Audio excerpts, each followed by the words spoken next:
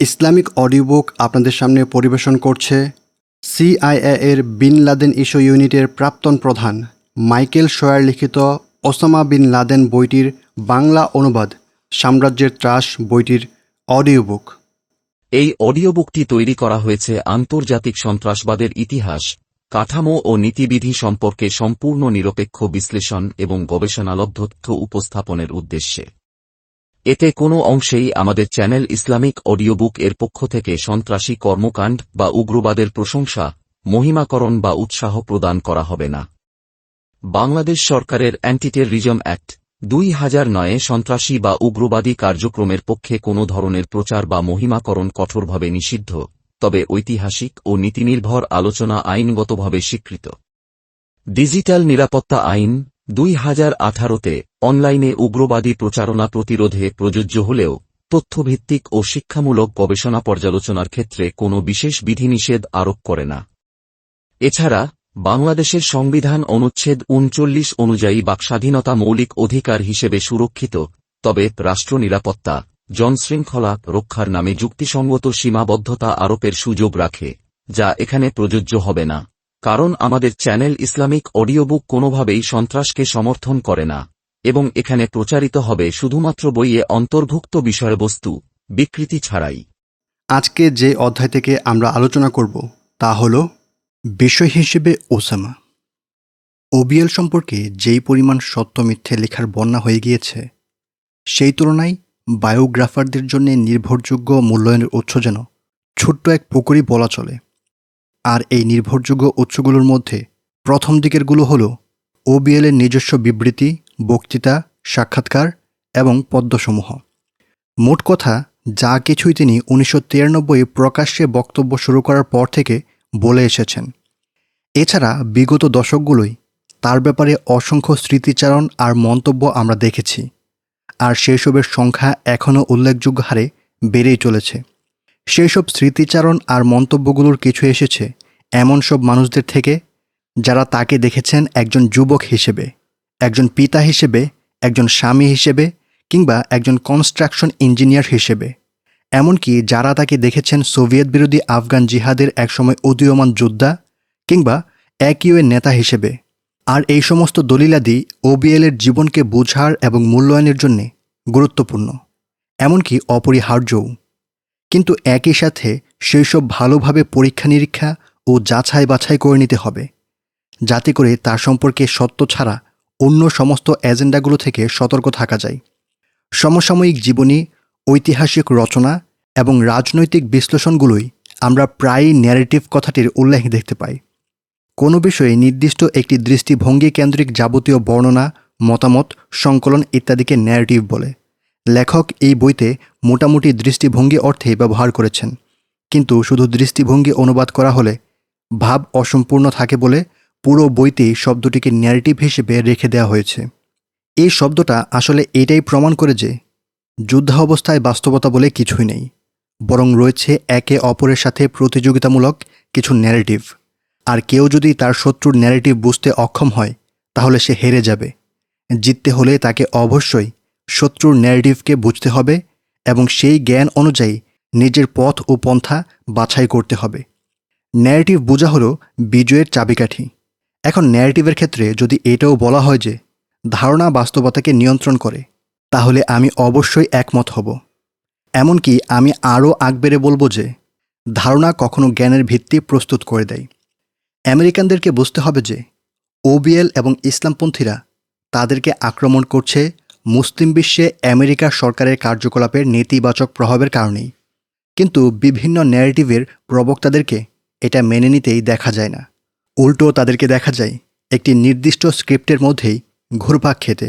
আর সেসব স্ক্রিপ্ট লেখাই হয় যেন টার্গেট অডিয়েন্সের মন জোগানোর জন্যে, তাদের আগে থেকেই করে থাকা ধারণাকে আরও বদ্ধমূল করার জন্যে। এইসব ন্যারেটিভে বাস্তবতা ততটুকুই প্রবেশ করে যতটুকু ন্যূনতম প্রয়োজন হয়, যাতে করে একটা পর্যায়ে সত্য অনুভূতি দেয়া যায়, কিন্তু দিন শেষে তা অস্পষ্টতার বাহন হিসেবেই থেকে যায়।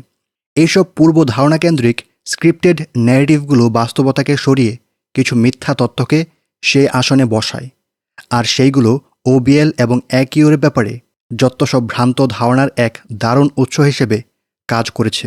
আমার মতে এইসব ন্যারেটিভেরও 3টা ফালতু সংস্করণ প্রথমেই বাদ দেওয়া দরকার। 1. ওবিএল এবং একই হল ইরানের দালাল। 2. তারা CIA এর দালাল। এবং 3. তারা পাকিস্তানের গোয়েন্দা সংস্থা ISI এর দালাল। এই সংস্করণগুলোই বিশ্বাসীরা রীতিমতো এক উগ্র পর্যায়ে উৎসাহ নিয়ে এসব বলে বেড়ায়, অথচ এইসবের বিপরীতে অসংখ্য তথ্য প্রমাণকে আবার ঠিকই এড়িয়ে যায়। যাই হোক, অন্য 5টি ন্যারেটিভ OBL এর ব্যাপারে অধ্যয়নকে সত্যিই প্রভাবিত করেছে, কেননা সেগুলো আদতে সত্য ও মিথ্যার এক মিশ্রণ। এই ন্যারেটিভগুলো এসেছে মূলত পুরনো দিনের সন্ত্রাসবাদ বিশ্লেষক বিন লাদেনের পাশ থেকে ছিটকে পড়া প্রাক্তন মুজাহিদ, সৌদি আরবের বিভিন্ন মুখপাত্র, আমেরিকার কিছু ইসরায়েলপন্থী লেখক ও তাদের সহকর্মী এবং সেই সব পশ্চিমা বিশ্লেষকদের থেকে যারা কিনা একই এর প্রধানের ব্যাপারে প্রাথমিক উৎসগুলোতেই নির্ভর করে না।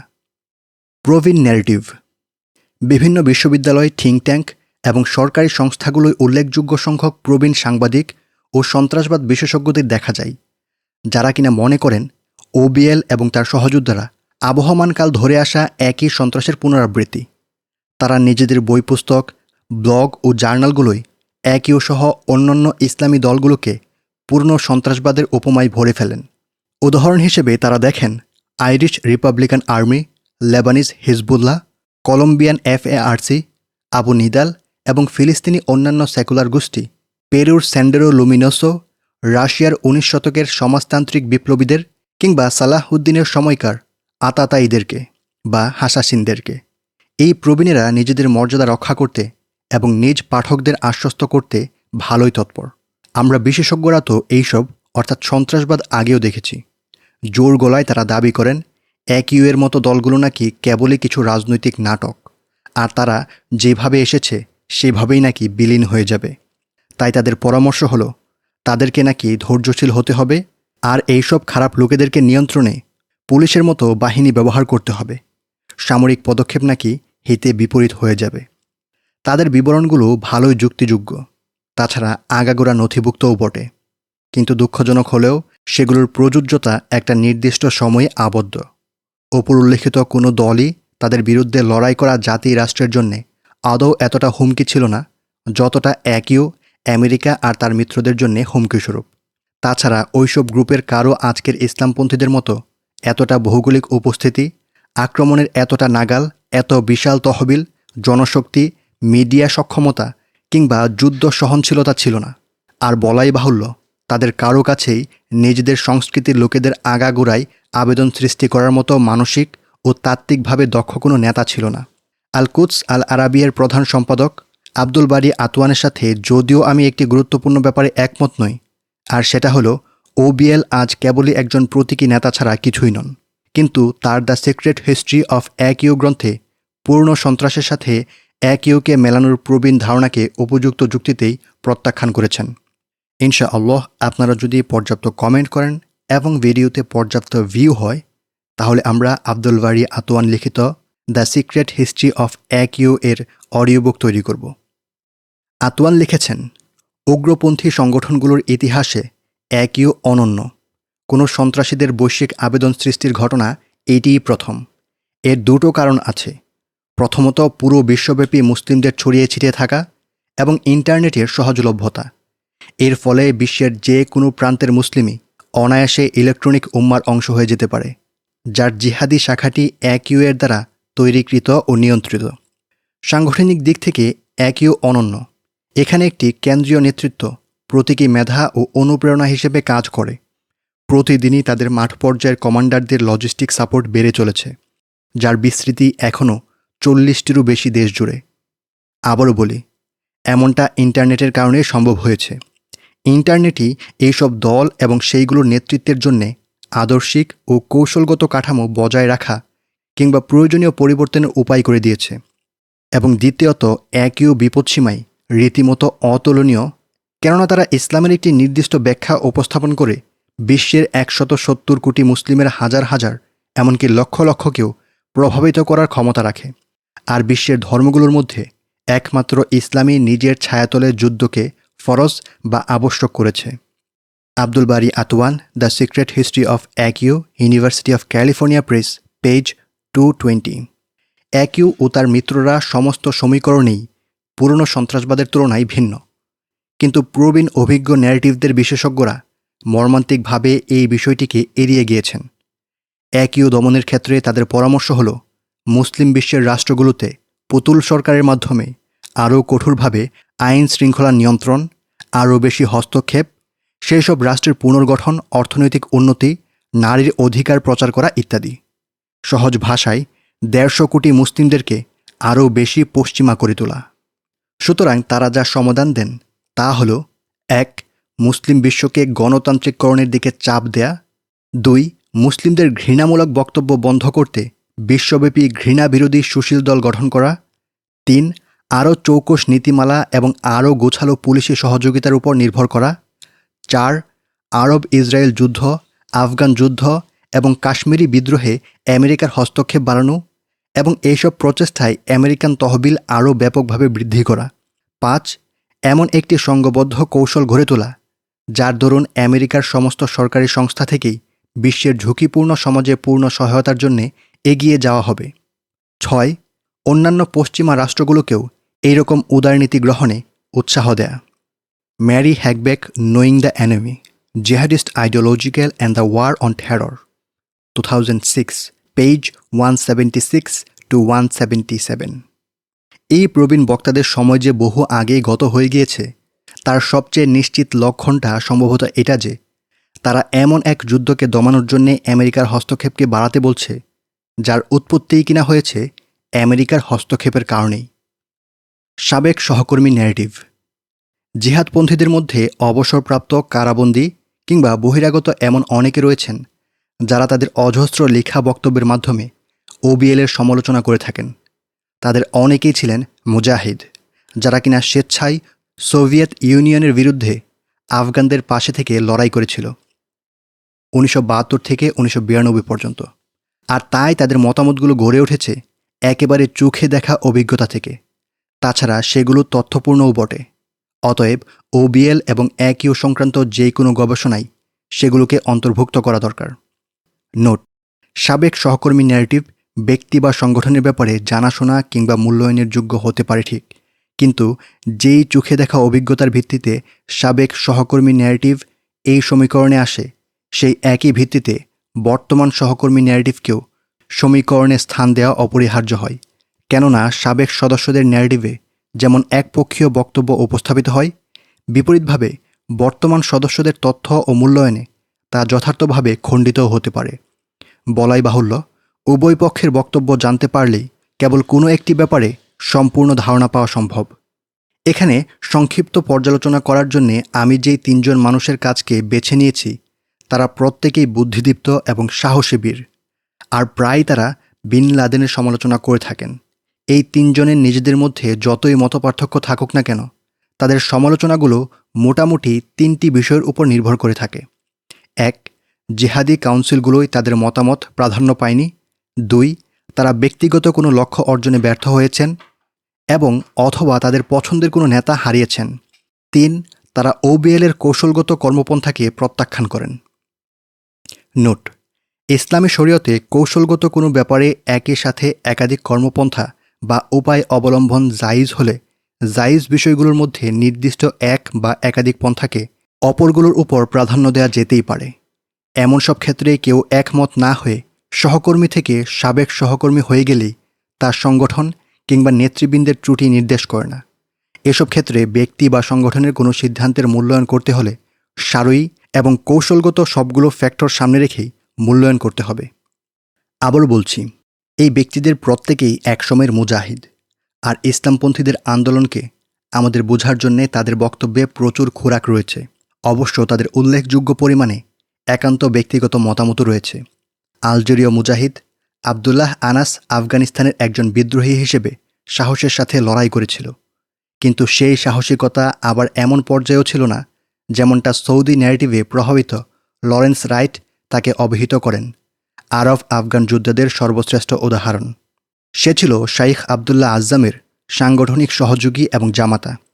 1989 সালের নভেম্বরে আবদুল্লাহ আজ্জামকে হত্যা করা হয়। সেই ঘটনার পর আনাস তার শ্বশুরের সংস্থা, ফান্ডিং এবং সৈন্য নিয়োগ নেটওয়ার্কের উপর ক্ষমতা লাভ করতে চেয়েছিল। আফগান ও অনাফগান মুসলিম স্বেচ্ছাসেবীদের পরিচালনা সম্পর্কে আনাসের দৃষ্টিভঙ্গি ছিল আবদুল্লাহ আজ্জামের মতোই। আর আবদুল্লাহ আজ্জামের মতোই সে বিশ্বাস করত যে তাজিক সেনাপতি আহমদ শাহ মাসউদি ছিল একমাত্র আফগান যে কিনা সোভিয়েতরা চলে যাওয়ার পর আফগানকে নেতৃত্ব দিতে সক্ষম।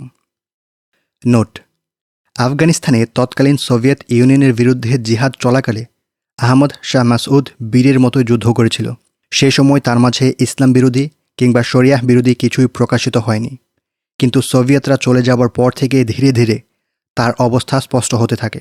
1996-এ তালেবান সরকার আফগানিস্তানের রাজধানী কাবুল দখল করে শরিয়াহ কায়েম করলে তৎকালীন আফগান রাষ্ট্রপতি বুরহান উদ্দিন রব্বানি এবং আহমদ শাহ মাসউদ সহ আফগান জাতীয়তাবাদী সরকারের নেতৃত্ব মিলে সেই বছরের শেষ দিকে আফগান নর্দার্ন অ্যালায়েন্স, সংক্ষেপে শুধু নর্দার্ন অ্যালায়েন্স গঠন করে তালেবান এবং AQ-এর বিরুদ্ধে যুদ্ধ করেছিল।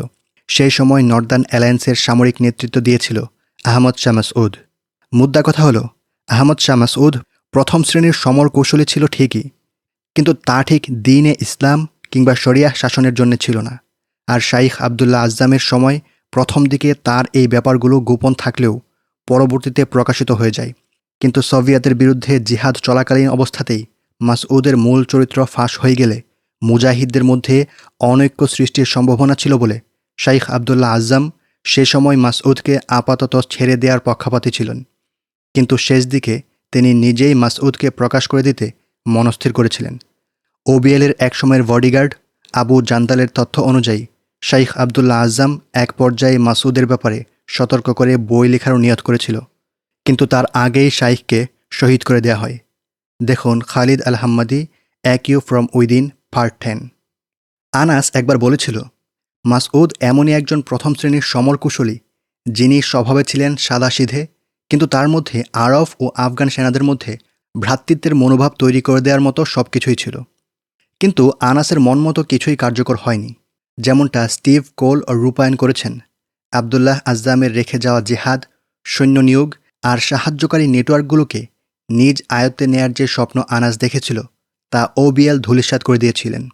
আনাস এখন অর্থাৎ 2010 থেকে 11 সালে ব্রিটেনের রাজনৈতিক আশ্রয়ে রয়েছে এবং সেখান থেকেই সে সময়ে সময়ে বিন লাদেনের দিকে গুলি ছোড়ে বা সমালোচনা করে। আনাসের সমালোচনাগুলো মোটামুটি অনুমেয় পথ ধরেই এগোয়। অনাফগান, বিশেষত আরব মুজাহিদদের পরিচালনাকে কেন্দ্র করে শাইখ এর সাথে OBL দ্বিমত করেছিল। এবং আনাস তাদেরকে আফগানদের মধ্যে মিশিয়ে দেওয়ার পক্ষপাতী ছিলেন, কিন্তু OBL চেয়েছিলেন তাদেরকে আলাদাই রাখতে। পরবর্তীতে শাইখ নিহত হলে OBL আনাসকে একপেশে করে দেন। এরপর সোভিয়েত পরবর্তী গৃহযুদ্ধে বিন লাদেন তালেবানদের সাথে জোটবদ্ধ হয়ে যান। তখন তিনি অর্থাৎ এককালের এবং আনাসের সবসময়ের সমর্থিত আহমদ শাহ মাসউদের বিরোধিতা শুরু করেন, এমনকি মাসউদকে হত্যাও ব্যবস্থা করেন। আনাসের বিশ্বাস, OBL সৌদির সাংগঠনিক কিংবা রাজনৈতিক দক্ষতার কারণে হুমকি হয়ে ওঠেননি, বরং সেটার কারণ ছিল কিছু মিশরীয় ইসলামপন্থী যারা কিনা তার হৃদয় ও মন জয় করে নিয়েছিল। আর সেই মিশরীয়রা এসে নাকি OBL এবং শাইখ এর মধ্যে দাঁড়িয়েছিল। আনাস আরও বলেছে, আবদুল্লাহ আজ্জাম নাকি বিন লাদেনকে ডক্টর জাওয়াহিরির ব্যাপারেও সতর্ক করেছিলেন।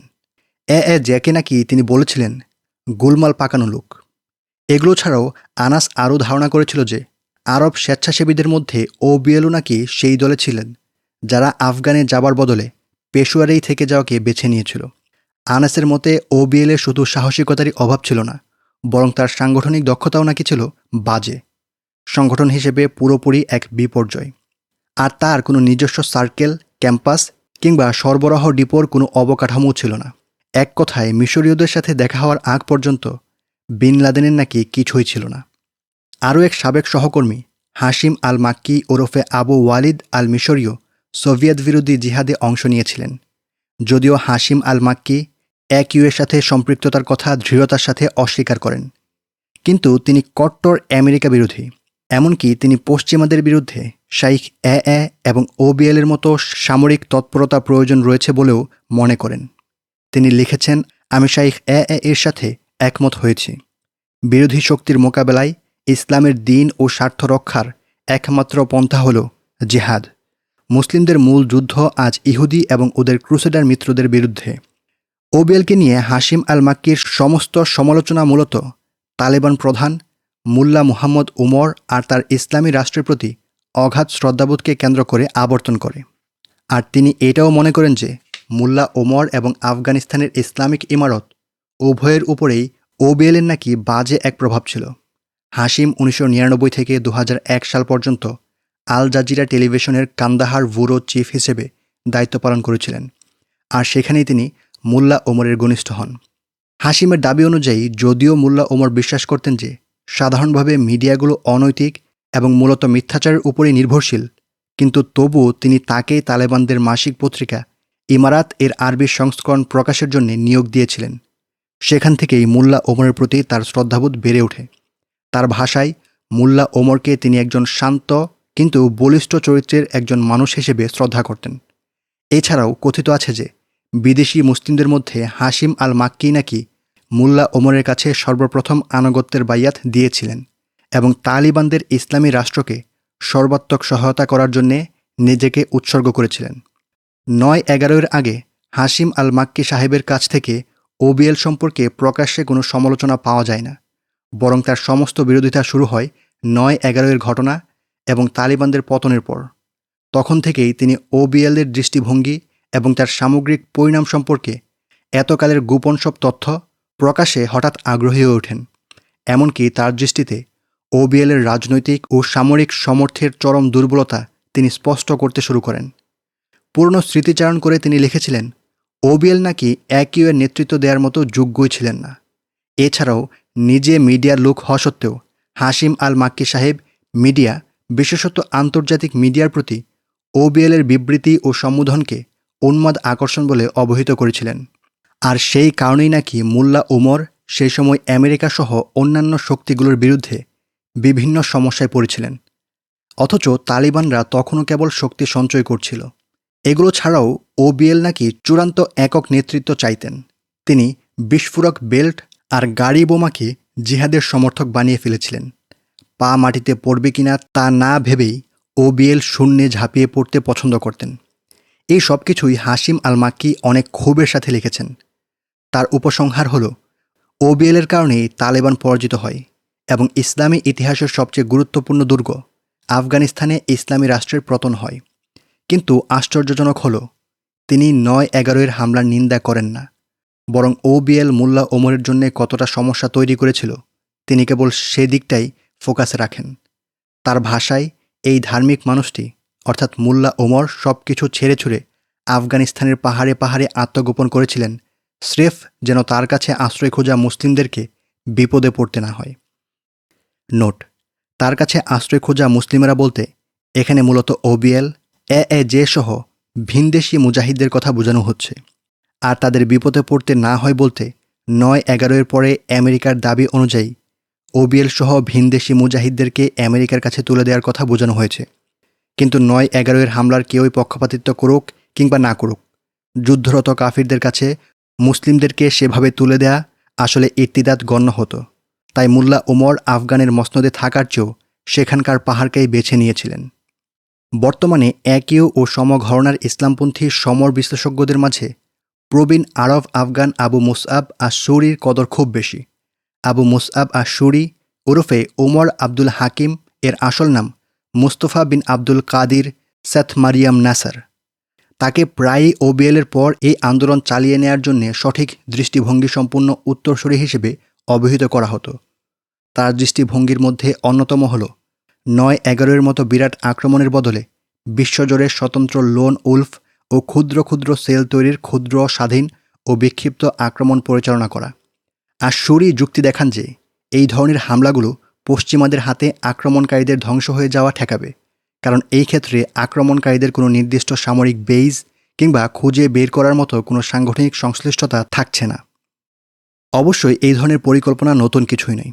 জঙ্গি গোষ্ঠীগুলো এমন পরিকল্পনা যুগ যুগ ধরে ব্যবহার করে আসছে, তাও আবার জাতীয় ও আন্তর্জাতিক উভয় পর্যায়ে। উদাহরণস্বরূপ জাতীয় পর্যায়ে রয়েছে ইউরোপের IRA ও ETA, আর আন্তর্জাতিকভাবে রয়েছে আবু নিদাল কিংবা কার্লোস দ্য জ্যাকবের মতো সন্ত্রাসী গোষ্ঠীগুলো। এই সমস্ত আক্রমণ স্রেফ কিছু ছোটোখাটো উপদ্রবের চেয়েও বেশি কিছু করতে পারেনি।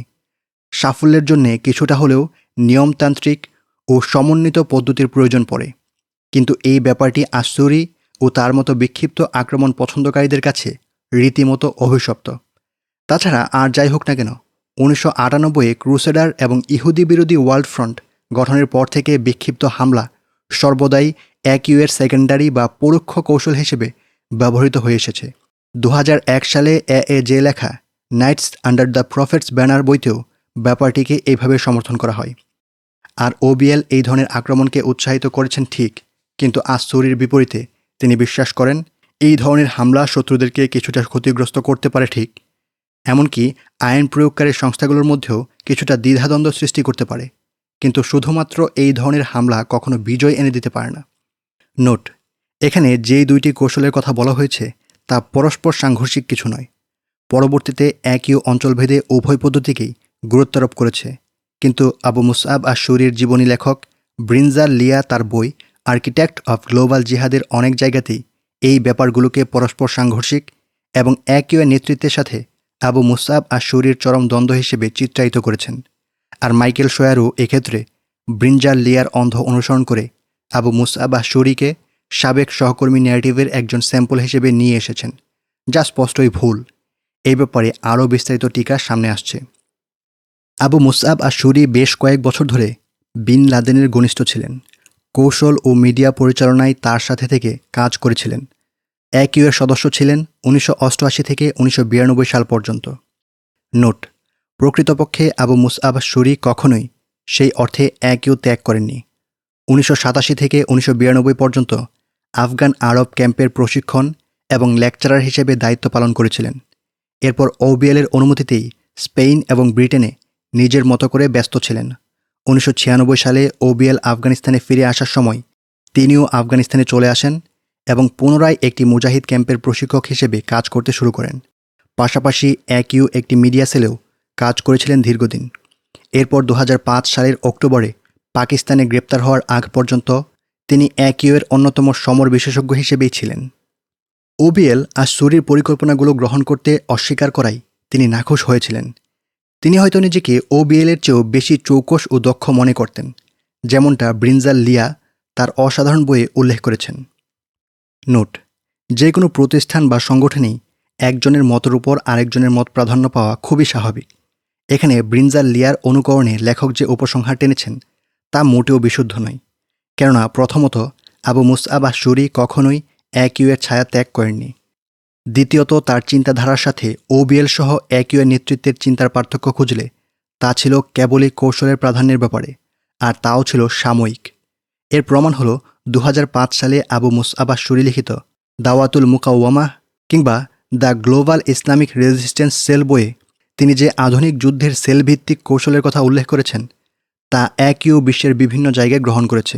এমনকি ওবিএল বেঁচে থাকতেই 2010 সালে একিউ ইংরেজি ম্যাগাজিন ইন্সপায়ারের প্রথম ইস্যু থেকেই দ্য জিহাদ এক্সপিরিয়েন্স শিরোনামে আবু মুসআব আশ-শুরির বই থেকে ধারাবাহিক সিরিজ প্রকাশ করতে থাকে।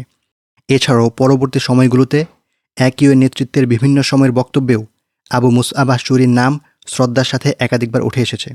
যেভাবে বললে সর্বাধিক বিশুদ্ধ হয় তা হল ওবিএল, ডক্টর জে আবু মুসআব আশ-শুরি প্রমুখের চিন্তাধারায় সমন্বয় করেই শেষ পর্যন্ত একিউর সর্বশেষ কর্মপন্থা গড়ে উঠেছে। এখানে আফগানিস্তান, ইরাক বা সিরিয়ার মতো অঞ্চলের জন্যে সেনাবাহিনী এবং প্রশিক্ষণ ক্যাম্পের কৌশল গ্রহণ করা হয়েছে, আর অন্যান্য যুদ্ধবিহীন অঞ্চলের জন্যে সেলভিত্তিক একাকী জিহাদকে ব্যাপকভাবে প্রমোট করা হয়েছে। তাই এই পুরো অংশে আবু মুসআব আশ-শুরিকে যেভাবে একিউয়ের নেতৃত্বের একজন প্রতিপক্ষ হিসেবে চিহ্নিত করা হয়েছে তা আদৌ বিশুদ্ধ নয়। 9/11-এর পর বিন লাদেনের ব্যাপারে আশ-শুরির সমস্ত সমালোচনায় যেন হাওয়ায় মিলিয়ে যায়। এরপর 2005 সালে আশ-শুরি গ্রেফতার হন এবং এখনও তিনি বন্দী অবস্থাতেই আছেন, এমনটাই অন্তত সিরিয়া প্রশাসনের দাবি। আবু মুসআব আশ-শুরিকে গ্রেফতারের জন্য আমেরিকা $50 লাখ পুরস্কার ঘোষণা করেছিল।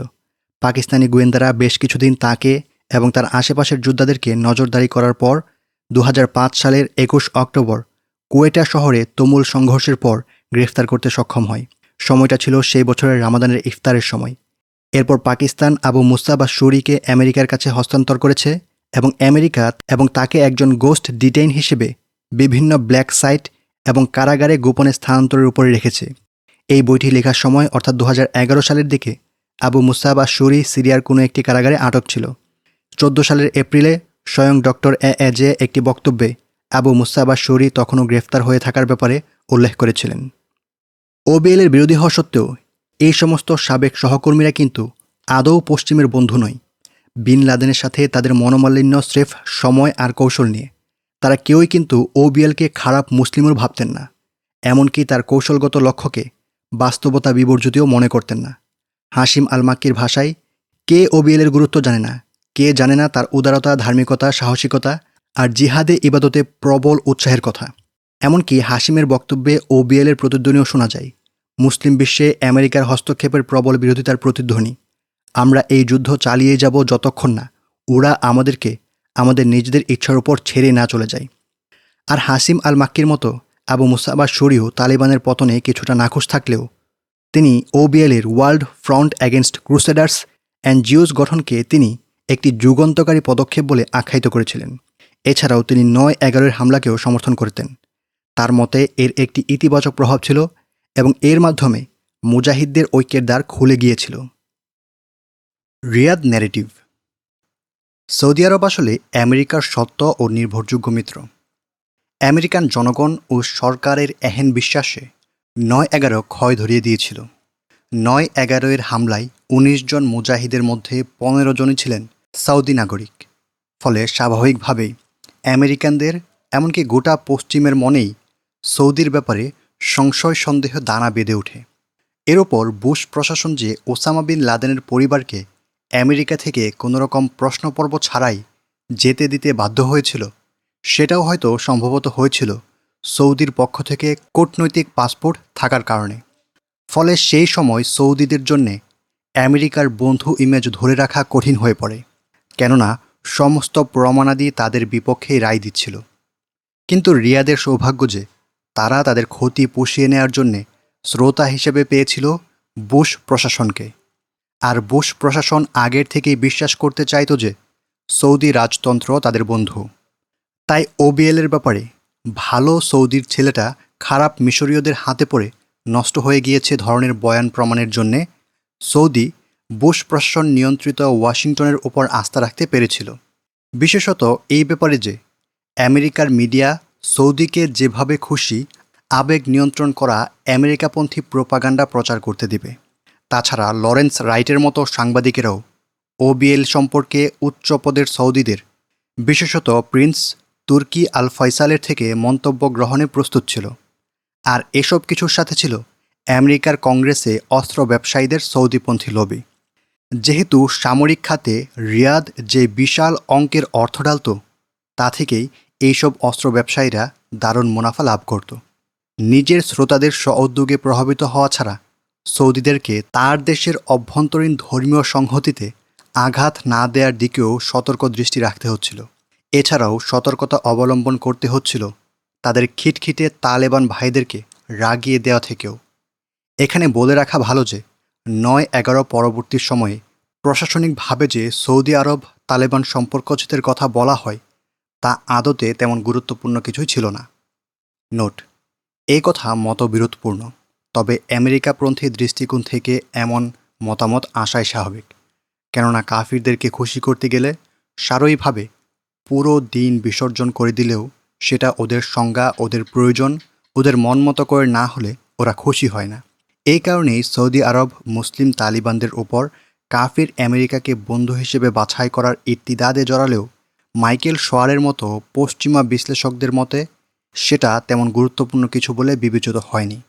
আর অন্যান্য অনেক জায়গায় লেখকের দৃষ্টিভঙ্গি নিরপেক্ষ হলেও এই ক্ষেত্রে এসে গতবাধা আমেরিকানদের পথেই হেঁটেছেন তিনি। অবস্থা এমন ছিল যে সৌদির পক্ষে যদি ওবিএলকে বাইরের কারো দ্বারা প্রভাবিত হয়েছেন বলে প্রমাণ না করা যায়, তাহলে তো সেখানকার ওলামা ও শিক্ষা ব্যবস্থাই প্রশ্নের মুখে পড়ে যায়। কেননা তা এটাই ইঙ্গিত করে যে সৌদির অভ্যন্তরীণ সিস্টেম দেশ বিদেশে ভয়ঙ্কর মুসলিম তৈরি করছে, যাদের মধ্যে রয়েছে 9/11 আক্রমণকারীরা, মুল্লা ওমরের তালেবান এবং অন্যান্য সুন্নি ইসলামী দলগুলো। আর এমন চিত্রায়ন একবার সবার মনে গেঁথে গেলে তা সৌদির আলিমদেরকে চাপে ফেলে দেবে, দেশের অভ্যন্তরীণ বিরোধ ও ভারসাম্যহীনতা বাড়িয়ে দিবে। তাছাড়াও এমন চিত্রায়ন কাবুলে তালিবানের মতো সরকার প্রতিষ্ঠায় সৌদিকে কূটনৈতিকভাবে অক্ষম করে দিবে, যা কিনা আফগানিস্তানের ব্যাপারে সৌদির আবহমান পররাষ্ট্রনীতি। নোট: এমন ভ্রান্ত ধারণা লেখকের অতি সরলীকরণের ফল, বিশেষ করে ৯-১১ পরবর্তী সময়ে।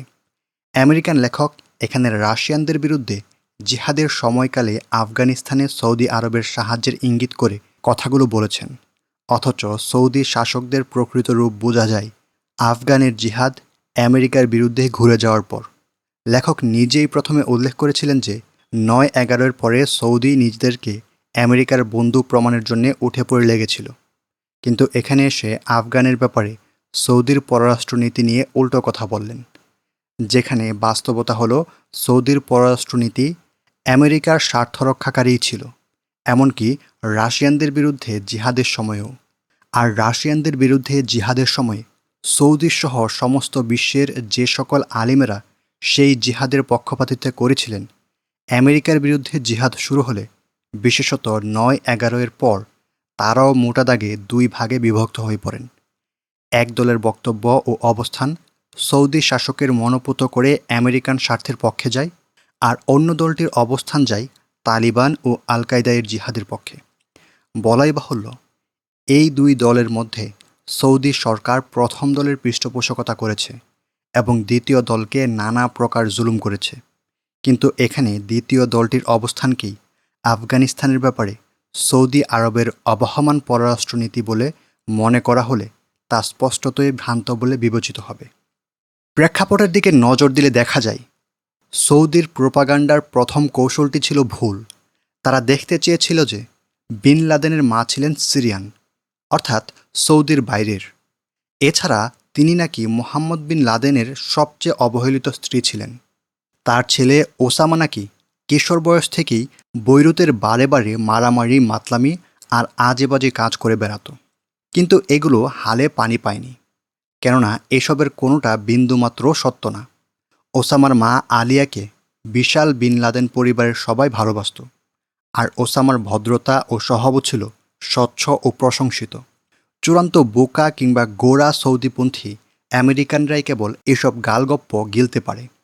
তাছাড়া এসব গালগপ্প সৌদি প্রশাসনের জন্যে গোদের ওপর বিস্ফোরণের মতো হয়েও গিয়েছিল, কেননা তা সৌদির শান্তিপূর্ণ ধর্মপ্রাণ সমাজচিত্রের বদলে ব্যর্থ বিয়ে আর নষ্ট যুবকদের সমাজচিত্র এঁকে দিয়েছিল।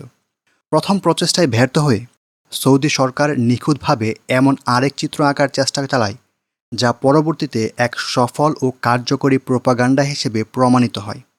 এবার তারা ওসামার জীবনকে দুটি ভাগে ভাগ করে। প্রথম ভাগ, অর্থাৎ শৈশব থেকে ১৯৯০ থেকে ৯১-এর উপসাগরীয় যুদ্ধ পর্যন্ত তাকে ভদ্র, সাংসারিক, পরিশ্রমী হিসেবে দেখানো হয়। আঁকা হয় পুরোদস্তরভাবে রাষ্ট্রের সবচেয়ে গুরুত্বপূর্ণ, ধনী, আনুগত্যশীল পরিবারের সভ্য ছেলেটি হিসেবে। বলা হয় ১৯৯১ সালের আগে ওসামা তার পরিবারকে ভালোবাসতেন, স্কুলে মনোযোগ দিয়ে লেখাপড়া করতেন এবং বাবার কোম্পানির কাজ দেখাশোনা করতেন। আমি প্রথম অধ্যায় থেকে তৃতীয় অধ্যায় পর্যন্ত অনেক ক্ষেত্রেই ওসামা শব্দটি ব্যবহার করেছি, যেন অন্য বিন লাদেনের সাথে বিভ্রান্তি তৈরি না হয়। সব ভালো সৌদি যুবকের মতোই ওসামা নাকি এমন অহিংস বিশ্বাসের অধিকারী ছিলেন যা কেবল আক্রমণ হলেই প্রতিরোধ করে। উদাহরণস্বরূপ আফগানিস্তানের জিহাদ। আফগানিস্তানের জিহাদ শুরু হলে অন্য সব ভালো সৌদি ছেলেদের মতোই তিনি কাঁধে বন্দুক ঝুলিয়ে সোভিয়েতের রেড আর্মির বিরুদ্ধে লড়তে রওনা হয়ে যান। রিয়াদের চিত্রনাট্যে কোনো সুন্নি মুসলিমই সন্ত্রাসী বা চরমপন্থী নয়, যতক্ষণ না তারা সৌদি পরিবারের বিরোধী হয়ে যায়। আর এখনও পর্যন্ত এমনটাই চলে আসছে। ওসামা ১৯৯১ পরবর্তী জীবনে মূল ন্যারেটিভে বাড়তি আস্তরণ দেওয়ার মতো ভালো সংখ্যক সৌদি ব্যক্তিত্বই ছিল। তার ছোটবেলার বন্ধু, আত্মীয় স্বজনেরা ছাড়াও রাজ দরবারে থাকা যুবরাজ, কর্মকর্তা থেকে সরকারি আলিমরা পর্যন্ত ছিল। ৯-১১-এর পরে তাদেরকে চিরুনি খোঁজা করে একত্র করা হয়েছিল, যাতে তারা ওসামার এহেন কর্মকাণ্ডে অবাক হওয়ার ভান করতে পারে। আর তাদের প্রত্যেকের মতেই ওসামা আদৌ পার্থিব বিষয়ে আগ্রহী কেউ ছিলেন না। আর তিনি নাকি শৈশব থেকে যৌবন কখনোই নেতৃত্ব দেওয়ার মতো পারঙ্গম কিংবা নেতৃত্ব আকাঙ্ক্ষীও ছিলেন না। তাহলে কোন বিষয়টা এত ভালো সৌদি যুবককে খারাপ বানিয়ে ছাড়ল? সৌদির সেই নাট্যমঞ্চে যাদেরকে প্রশ্ন করে করে এই রিয়াদ ন্যারেটিভ কিংবা সৌদি ন্যারেটিভ দাঁড় করানো হয়েছিল, তা মাথামোটা পশ্চিমারা, বিশেষ করে আমেরিকান সাংবাদিকেরা গোগ্রাসে গিলেছিল। সৌদির নাট্যমঞ্চের মূল চরিত্রগুলো ছিল এমন। প্রধান চরিত্র: প্রিন্স তুর্কি আল ফয়সাল, সাবেক সৌদি গোয়েন্দা সংস্থার প্রধান ও আমেরিকায় সৌদির রাষ্ট্রদূত। প্রিন্স তুর্কি আমেরিকায় সৌদির রাষ্ট্রদূত হিসেবে ছিলেন 2005 থেকে 2006 সালে, আর এই বই লেখার সময়কাল 2010 থেকে 2011। তাই আজকের হিসেবে তার রাষ্ট্রদূত পদটাও সাবেক। আহমাদ বদিব, প্রিন্স তুর্কির সাবেক চিফ অফ স্টাফ এবং এককালে জেদ্দায় আস-সাগার মডেল স্কুলে ওসামার জীববিজ্ঞান শিক্ষক। জামাল খাশোগি, ওসামার যৌবনের বন্ধু, প্রিন্স তুর্কির একসময়ের উপদেষ্টা এবং ইদানিংকালে 2005 পরবর্তী সময়ে সৌদির একজন সিনিয়র সাংবাদিক। 2018 সালের অক্টোবরে সংঘটিত হওয়া জামাল খাশোগির হত্যাকাণ্ড বিশ্বব্যাপী আলোড়ন সৃষ্টি করেছিল। 9/11-এর পরবর্তী সময়ে ওসামার মৃত্যু 2011 সালে পর্যন্ত খাশোগি সৌদি ন্যারেটিভের অন্যতম প্রধান চরিত্র হিসেবেই কাজ করেছেন। ওসামার সাথে পূর্ব ঘনিষ্ঠতার জের ধরে খাশোগির অনেক কথাই বিনা দ্বিধায় গ্রহণ করা হতো, যা কেবল সৌদি ন্যারেটিভকেই প্রমোট করেছে। জামাল খাশোগি নিজে সৌদির 1979 পরবর্তী লিবারেল প্রশাসনে বিশ্বাসী ছিলেন, আর সৌদির বর্তমান 2021 সালের ক্রাউন প্রিন্স বিন সালমানও একই রাজনৈতিক দৃষ্টিভঙ্গি লালন করে। কিন্তু তা সত্ত্বেও বিভিন্ন বিষয়ে সৌদি রাজপরিবারের নানা রকম জুলুমের বিরুদ্ধে কলম ধরায় ইস্তাম্বুলের সৌদি দূতাবাসের মধ্যে জামাল খাশোগিকে পরিকল্পিতভাবে হত্যা করা হয়। নানা ঘটনাপ্রবাহের পর আমেরিকান গোয়েন্দা সংস্থা CIA তদন্ত শেষে ঘোষণা করে যে সৌদি ক্রাউন প্রিন্স মোহাম্মদ বিন সালমানের নির্দেশেই নাকি খাশোগির হত্যাকাণ্ড সম্পূর্ণ হয়েছিল। মোহাম্মদ জামাল খলিফা, ওসামার যৌবনের বন্ধু, মুজাহিদ সাথী এবং ওসামার বোনের সাবেক স্বামী। খালিদ আল বাতারাফি, বিন লাদেনের যৌবনের বন্ধু, মেডিকেল ডক্টর এবং সময়ে সময়ে সৌদির সাংবাদিক। শাইখ মুসা আল কারানি, সৌদির একজন শ্রদ্ধাভাজন ধর্মীয় ব্যক্তিত্ব। তিনি 1980-এর দশকে ওসামা ও আফগান মুজাহিদদের সাথে খুব ঘনিষ্ঠ ছিলেন। সেই সময় তিনি ওসামার উপদেষ্টা হিসেবে শরিয়াহ এর বিভিন্ন বিষয় ব্যাখ্যার দায়িত্বে ছিলেন। এখন তিনি ওসামার বিরুদ্ধেই সৌদি প্রশাসনকে সমর্থন দেন। শাইখ সালমান আল আউদা, ওসামার এক সময়কার প্রিয় সৌদি আলিম এবং সৌদি পরিবার বিরোধী সংস্কার আন্দোলনে একসময় বিন লাদেনের সহযোদ্ধা। 1994 সালে সৌদিদের দ্বারা জেলবন্দী হন। সেখানে নিজ অবস্থান থেকে সরে আসার জন্য প্ররোচিত হয়ে কিছু বছর পর মুক্তি পান। এখন 2011 সালে তিনি অন্যতম একজন বিন লাদেন বিরোধী ও সৌদিপন্থী আলিম। তার উচ্চ সার্টিফিকেট সমৃদ্ধ অবস্থান, বেশ কিছু জনপ্রিয় টেলিভিশন প্রোগ্রাম এবং ওয়েবসাইট রয়েছে। শাইখ সালমান আল আউদা প্রথমে সাহুয়া সংস্কার আন্দোলনের পথিকৃৎ হওয়া সত্ত্বেও 1994 সালে কারাবরণের পর সৌদি প্রশাসন কর্তৃক প্ররোচিত হয়েছিলেন, আর স্পষ্টতই তিনি সৌদি প্রশাসনের প্রতি নমনীয় হয়ে গিয়েছিলেন। পরবর্তীতে এই ব্যাপারে আরও বিস্তারিত টিকা যোগ করা হয়েছে। পার্শ্ব চরিত্র: প্রিন্স বান্দার বিন সুলতান, আমেরিকায় নিযুক্ত সাবেক সৌদি রাষ্ট্রদূত, বর্তমান 2011 সালে সৌদির জাতীয় প্রতিরক্ষা উপদেষ্টা। প্রিন্স নাইফ বিন আব্দুল আজিজ, সৌদির স্বরাষ্ট্রমন্ত্রী 2012 পর্যন্ত। ওসামাকে একটি ভালো ছেলে নষ্ট হয়ে গিয়েছে প্রতিষ্ঠা করার পর রিয়াদের একটি বিশ্বাসযোগ্য খারাপ প্রভাবের দিকে আঙ্গুল তোলার প্রয়োজন হলো। সাথেই ছিল মিশরীয় ইসলামী জিহাদের বা ইজিপশিয়ান ইসলামিক জিহাদ বা EIJ এর নেতা ডক্টর আইমান আল জাওয়াহিরি। ব্যাস হয়ে গেল। সৌদির গল্পে ধারণা করা হয় 1980 সালে পেশোয়ারে ডক্টর জাওয়াহিরির সাথে থাকার সময় থেকেই বিন লাদেনের পতন শুরু হয়েছিল। ডক্টর জাওয়াহিরিই নাকি সৌদির এই ভদ্র যুবককে এমনভাবে নষ্ট করে দিয়েছেন, যার ব্যাপারে পরবর্তীতে প্রেসিডেন্ট বুশ বলেছিল মন্দ লোক, আর ওবামা প্রশাসন ডেকেছিল একজন খনি গুন্ডা। আর ওসামার নিজের ছেলে ওমার সৌদির এই চিত্রায়ন পূর্ণ করে দিয়ে বলেছিল, আমার আব্বার উপর মিশরীয় ডাক্তারটির খারাপ প্রভাব ছিল। প্রথম পর্যায়ের গল্পে বলা হয় ডক্টর জাওয়াহিরি তরুণ ও অনভিজ্ঞ ওসামাকে বন্ধু বানিয়ে নেন। এরপর নাকি শাইখ আজ্জাম এবং আহমদ শাহ মাসউদের বিরুদ্ধে তার মনকে বিষাক্ত করে তোলেন। এমনকি ডক্টর জাওয়াহিরি নাকি আবদুল্লাহ আজ্জামকে আমেরিকা ও সৌদির দালাল আখ্যা দেন। এছাড়া নিতান্ত সাধু আফগান কমান্ডার আহমদ শাহ মাসউদের নামেও নাকি ডক্টর জাওয়াহিরি ওসামাকে ভুল বোঝান। এমনকি একসময় ওসামার ঘনিষ্ঠ সার্কেলে নাকি ডক্টর জাওয়াহিরি নিজের সহকর্মীদেরকে প্রবেশ করাতে শুরু করেন, এমনকি ক্রমান্বয়ে একইউয়ের মধ্যেও। আর এগুলো 1988 সালে একইউ গঠিত হওয়ার সময়কালীন কথা। এভাবেই নাকি আইমান আল জাওয়াহিরি একসময়ের ভদ্র ওসামাকে এমন এক মানুষে রূপান্তর করেন যে কিনা শুধু খুন করতেই বাঁচে। পরবর্তী দ্বিতীয় পর্যায়ের গল্পে বলা হয় ওসামার সুদানে থাকাকালীন সময়ের কথা। সেই সময়েই নাকি ডক্টর জাওয়াহিরি বিন লাদেনের উপর পুরোপুরি প্রভাব বিস্তার করে ফেলেন।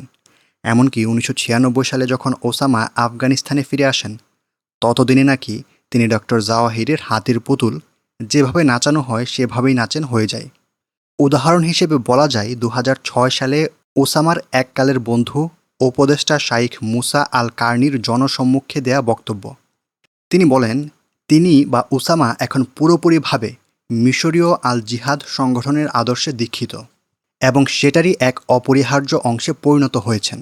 আর সেটার সাথে সামঞ্জস্য রেখেই তিনি পরিকল্পনা সাজান।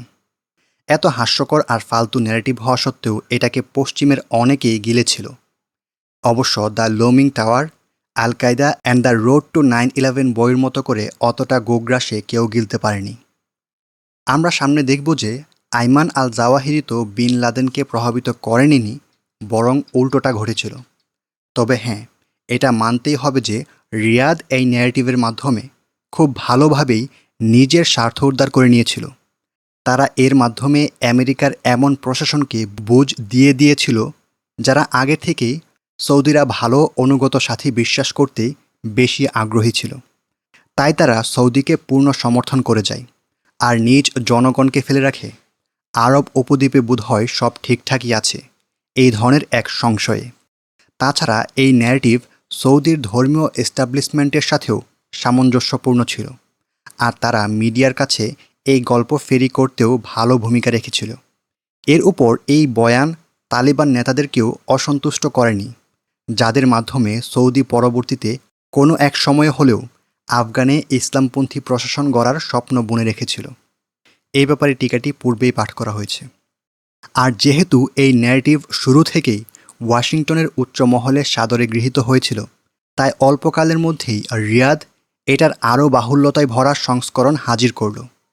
এমনকি সেই জগা খিচুড়ি পরবর্তীতে আরও উদ্ভট সব আয়োজনেরও অগ্রদূত হয়েছিল, যেমন আফগান ফেরত মুজাহিদদেরকে রি-এডুকেশন ক্যাম্পের মাধ্যমে শান্তিপূর্ণ এবং নিজেদের জন্য উপকারী নাগরিক হিসেবে গড়ে তোলার মতো প্রকল্পের কথা বলা যায়। ওয়াশিংটন আর নেটোর কর্মকর্তারা এমন উদ্ভট বিষয়কে সম্ভব ভেবেছিল। আগেই উল্লেখ করা হয়েছে যে সৌদি ন্যারেটিভ গড়েই উঠেছিল ওসামার উপর ডক্টর জাওয়াহিরির কুপ্রভাবকে কেন্দ্র করে। আর এই ন্যারেটিভের পাইকারি খদ্দের হয়ে পশ্চিমা লেখকেরা ওসামা বিন লাদেনকে এমনভাবে দেখায় যেন তিনি এসি রুমে চা খেতে খেতে জীবন কাটাতেন। একজন তো এভাবে লিখেও ফেলেছিল, তার দিন কেটে যেত অল্প স্বল্প বিতর্ক, ফাতুয়া সম্পাদনা, এদিক সেদিক কিছু মানবতাবাদী প্রজেক্ট আর টুকিটাকি ইঞ্জিনিয়ারিং ও জনসেবামূলক কর্মকাণ্ড করে। এরপর হঠাৎ করেই যেন ডক্টর জাওয়াহিরি বিন লাদেনকে জাদু করে ফেলল। সৌদি ন্যারেটিভ প্রেক্ষাগৃহে আসার আগেও মিশরীয় সাংবাদিক আইসাম দারাজ, যিনি কিনা মিশরের প্রাক্তন সামরিক গোয়েন্দা অফিসার, তিনি তার কর্নিকেলিং দ্য অ্যান্টি সোভিয়েত জিহাদে লিখেছিলেন, ওসামার উপরে ডক্টর জাওয়াহিরি কিংবা ইআইজে এর তেমন কোনো প্রভাবই ছিল না। কিন্তু কিছুদিন পরের এক সাক্ষাৎকারে হঠাৎই তার অবস্থান পাল্টে গেল। তার মনে পড়ল মিশরীয়রাই এই উৎসাহী সৌদি যুবকটির চারদিকে দেয়াল তৈরি করে রেখেছিল। এছাড়া ব্রিটিশ সাংবাদিক মার্ক হিউবার্ট বলেন, জাওয়াহিরি একইউয়ের রাজনৈতিক ভিত্তি তৈরি করে দিয়েছিল। ফরাসি পণ্ডিত স্টিফেন লেক্সিওর তো দাবি করেন জাওয়াহিরি ছিলেন AQ এর প্রধান মস্তিষ্ক ও পরামর্শদাতা। তাকে আমেরিকায় ৯/১১ আক্রমণের মূল হইতাও ধরা যায়। আর সৌদি ন্যারেটিভের কঠোর বিশ্বাসী লরেন্স রাইট বলে বেড়ান যে ডক্টর জাওয়াহিরিই নাকি AQ এর বর্তমান ভিশন তৈরি করে দিয়েছিলেন এবং ওসামাকে আন্তর্জাতিক পর্যায়ে নেতা হওয়া শিখিয়েছিলেন। রাইট কিন্তু পাঠকদের কাছে এটা কখনোই ব্যাখ্যা করেন না যে সময়ে আইমান আল জাওয়াহিরির নিজেরই কোনো অভিজ্ঞতা ছিল না, সেই সময়ে তিনি কীভাবেই বা আরেকজনকে সফল আন্তর্জাতিক নেতা বনে যাওয়ার ক্লাস করাতে পারেন। আমি বাদেও সৌদি ন্যারেটিভের প্রতি কঠোরভাবে দ্বিমত পোষণকারী মানুষটি হলেন আইমান আল জাওয়াহিরি নিজেই। উল্লেখ্য, আইমান আল জাওয়াহিরি তার আরব বসন্ত সিরিজে সৌদি ন্যারেটিভে আক্রান্ত বই পড়তে নিষেধও করেছিলেন, কেননা তা পাঠকদের কাছে ভুল ও অতিরঞ্জিত মিথ্যা মেসেজ দেয়। সবার বক্তব্য আলাদা করে খণ্ডাতে গেলে প্রচুর কালি নষ্ট হবে। তার চেয়েও আমি সবগুলো পয়েন্টের একটি সংক্ষিপ্ত ক্যাটালগ দিয়ে দিচ্ছি এবং সাথে প্রমাণ করছি যে আসলে ডক্টর জাওয়াহিরি নন, বরং ওসামাই ডক্টর জাওয়াহিরিকে বেশি প্রভাবিত করেছেন। ওসামার সাথে সাক্ষাৎ হওয়ার আগ পর্যন্ত আইমান আল জাওয়াহিরি মনে প্রাণে মূলত মিশরীয় সরকারের পতন চাইতেন। তিনি মনে করতেন যে জেরুজালেমের রাস্তা কায়রোর মধ্যে দিয়েই অঙ্কিত হবে। ওসামার সাথে দেখা হওয়ার আগ পর্যন্ত ডক্টর জাওয়াহিরি বিশ্বাস করতেন দূরের শত্রু অর্থাৎ আমেরিকার দিকে নজর না দিয়ে ইসলামপন্থী দলগুলোর আগে কাছের শত্রুকে মোকাবেলা করা উচিত। ওসামার সাথে সাক্ষাতের আগ পর্যন্ত ডক্টর জাওয়াহিরি EIJ এর ন্যায় ছোট এবং খুবই গোপন সংগঠনের প্রতি ঝুঁকে ছিলেন। আরব স্বৈরাচারীদের পতনের ব্যাপারে ডক্টর জাওয়াহিরি বিশ্বাস করতেন বিদ্রোহ নয়, বরং সামরিক অভ্যুত্থানেই তা করতে হবে। তাত্ত্বিক ধরনের বিতর্ক ছাড়া ডক্টর জাওয়াহিরি কঠোরভাবে গোপনীয়তা অনুসরণ করতেন। প্রচারণা তেমন পছন্দ করতেন না, আর অবশ্যই তা ওসামা বিন লাদেনের সাথে দেখা হওয়ার আগ পর্যন্ত, যিনি মিডিয়া যুদ্ধে ছিলেন অসম্ভব পারদর্শী। ডক্টর জাওয়াহিরি প্রায়ই সাইদ কুতুব এবং EIJ এর মুফতি আব্দুস সালাম আল ফরায়েজের প্রশংসা করতেন এবং তাদের থেকে উদ্ধৃত করতেন, কিন্তু ওসামার থেকে কখনোই এমনটা পাওয়া যায় না। ডক্টর জাওয়াহিরি EIJ এর আন্তর্জাতিক সেল চালানোর তেমন বেশি অভিজ্ঞ ছিলেন না, যার দরুন আমেরিকা ও মিশরের গোয়েন্দা সংস্থা মিলে তাদের নেটওয়ার্ক ভেঙে ফেলতে সক্ষম হয়েছিল। এমনকি এক পর্যায়ে ডক্টর জাওয়াহিরি ওসামার সাহায্য নেন ও তার নেতৃত্ব অনুসরণ করতে বাধ্য হন। ডক্টর জাওয়াহিরি ও তার সহকর্মীরা মিশরীয় সরকারের ক্ষতি করতে পুরোপুরি ব্যর্থ হয়েছিল, তাই তারা ওসামার পরিকল্পনা মোতাবেক মুবারক প্রশাসনকে পর্দার আড়াল থেকে সাহায্য করে যাওয়া আমেরিকাকেই টার্গেট বানানোর প্রতি মনোযোগী হন।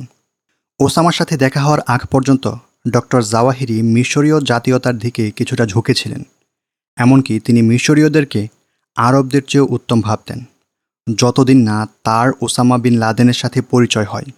বলাই বাহুল্য, ওসামা আন্তর্জাতিক পর্যায়ের পরিবেশে কাজ করতে অভ্যস্ত ছিলেন।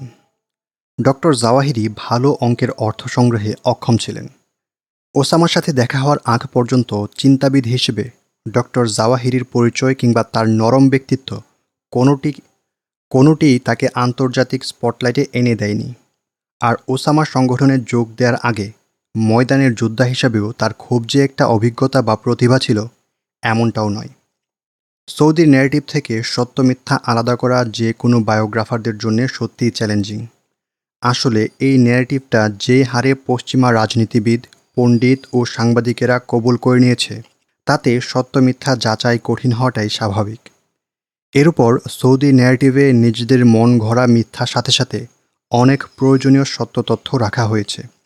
বিশেষ করে ওসামা বিন লাদেনের ব্যাপারে সৌদির বলা 1991 পূর্ববর্তী গল্প অনেকাংশেই সত্য, যদিও সেই অংশেও সৌদির কিছু দাবি গালগপ্পের মাত্রায় গিয়ে ঠেকে।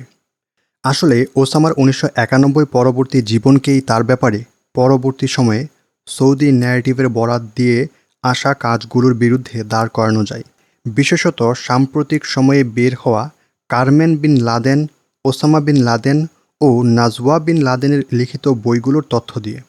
আর রিয়াদের 1991 পরবর্তী গল্প থেকে সত্য আলাদা করা কিছুটা সহজ, কেননা ওসামা বিন লাদেন কখন কি বলেছেন, কখন কি করেছেন, এসবের অনেক প্রমাণই আমাদের সামনে আছে। সাথে আছে AQ এর আইমান আল জাওয়াহিরির সত্যিকার ভূমিকা কী ছিল এবং কিভাবে তার মানসিকতা সময়ের সাথে সাথে কিসে পরিণত হলো তারও অসংখ্য প্রমাণ। ওসামাকে বোঝার জন্যে তার ব্যাপারে 1957 থেকে 1994 পর্যন্ত পাওয়া তথ্যগুলো বেশি গুরুত্বপূর্ণ। আর এইসব তথ্য থেকে এটা সন্দেহাতীতভাবেই বোঝা যায় যে ওসামার একসময়ের খুব কাছের মানুষেরা, যেমন আহমদ বদিব, মোহাম্মদ জামাল খলিফা, শাইখ মুসা আল কার্নি কিংবা সালমান আল আউদা, তারা ওসামা বিন লাদেনের প্রতি তাদের সুপ্ত ভালোবাসা কিংবা তার সাহসিকতা ও ব্যক্তিগত ত্যাগ তিতিক্ষার প্রতি শ্রদ্ধাবোধ পুরোপুরি গোপন করতে পারেননি। এই ব্যাপারটা সৌদি ন্যারেটিভের স্ক্রিপ্ট অনুযায়ী ওসামা বিরোধী কথা বলার সময়েও তাদের থেকে মাঝে মাঝেই প্রকাশ হয়ে গিয়েছে। নোট: রিয়াদ ন্যারেটিভের অসারতা প্রমাণ করতে গিয়ে লেখক আরেকটি প্রান্তিক অবস্থান নিয়েছেন। রিয়াদ ন্যারেটিভ ওসামাকে একেবারে ভদ্র সভ্য কিছুই না বোঝা যুবক হিসেবে উপস্থাপন করে আর দাবি করে যে আইমান আল জাওয়াহিরি সহ অন্যান্য মিশরীয়রাই নাকি তাকে বা তাদের ভাষায় নষ্ট করেছেন।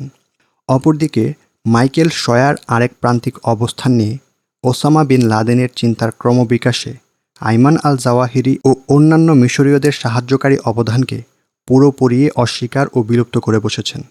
সত্য হলো 90-এর দশকের শুরুর দিকে সৌদির হঠকারিতা প্রকাশ পাবার সময়টায় আফগানের মিশরীয় সহযোদ্ধাদের সাথে ওসামার সাক্ষাৎ এবং পরামর্শ হতো। তাই ওসামার সৌদি ভক্তি থেকে বের হয়ে আসার ক্ষেত্রে মিশরীয়দের অবদান অস্বীকার করা যায় না। আবার ওসামার চিন্তা ও আদর্শে রিয়াদ ন্যারেটিভের মতো সমস্ত কৃতিত্বও তাদের মতে দোষ ডক্টর আইমান আল জাওয়াহিরি কিংবা অন্যান্য মিশরীয়দের দেওয়া যায় না। কেননা 90-এর দশকে সৌদির বাস্তবতা স্পষ্ট হয়ে যাওয়ার পর ওসামা নিজেই চূড়ান্ত সিদ্ধান্ত গ্রহণ করেছিলেন। তাছাড়া তিনি বহু আগে থেকেই আমেরিকার বিরুদ্ধে জিহাদ শুরু করবার চিন্তা চেতনা লালন করতেন। তাই সৌদির আমেরিকা প্রীতি স্পষ্ট হওয়ার পর সঠিক সিদ্ধান্ত গ্রহণ তার জন্য এমন কঠিনও ছিল না, যেটাকে রিয়াদ ন্যারেটিভের রীতিমতো মিশরীয়দের দ্বারা ব্রেইন ওয়াশ ধরনের বলে প্রচার করা হয়। একই সাথে উল্লেখ্য, আইমান আল জাওয়াহিরি এবং অন্যান্য মিশরীয়দের চিন্তা ভাবনাও প্রথম দিকে মিশর কেন্দ্রিক ছিল, কিন্তু ওসামা তাদেরকে সমরবিদের দৃষ্টিভঙ্গি থেকে এহেন চিন্তায় অসারতা বোঝাতে সক্ষম হয়েছিলেন। দুজনের মধ্যে আরও কিছু ভিন্নমত মাইকেল শোয়ার শেষে নিজেই উল্লেখ করেছেন, যেই ব্যাপারগুলোতে পরবর্তীতে উভয়ে একমত হয়ে গিয়েছিলেন।